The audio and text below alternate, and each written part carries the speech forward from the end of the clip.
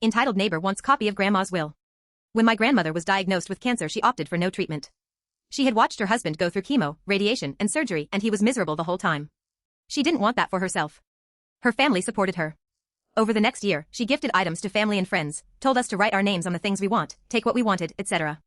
There were conditions. No, you can't have that. It's a family heirloom meant to go to aunt and her kids, or to dad and his kids. We all knew what those items were and who they were going to, so that was easily settled after she died.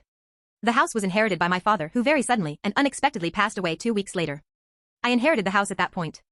The next-door neighbor, we'll call him Todd, came over several times, upset that he and his kids, 21F, 19M, weren't invited to Grandma's funeral. There wasn't one, we were all too busy reeling from my father's death, weren't presented with a copy of the will, it only included family members, and he knew Grandma loved his kids like her own. She didn't. She complained about them coming over all the time, stealing her water to fill their pool, and she had to tell them to stop calling her Grandma. He wanted to know if I would allow his kids to go through the house to see if there was anything they'd like to take to remember her by.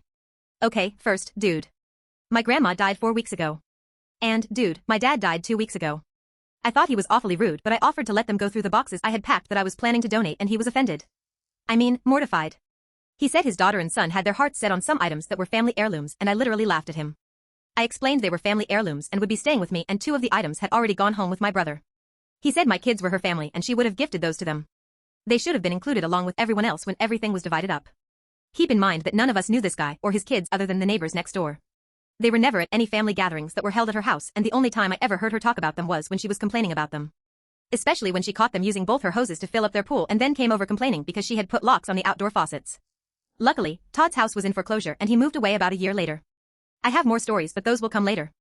Edit, this seriously blew up. I'm still going through comment, but wow, you all are hysterical. I wish I'd had the wherewithal to do even half the things in the moment that you've suggested.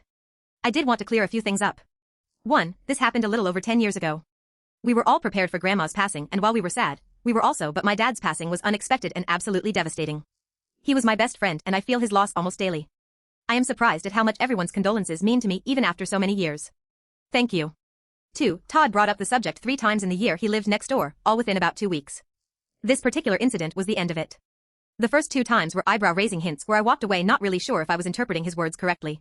This time he was brazenly clear, and when I laughed and told him he couldn't have the items he listed, he never brought it up again.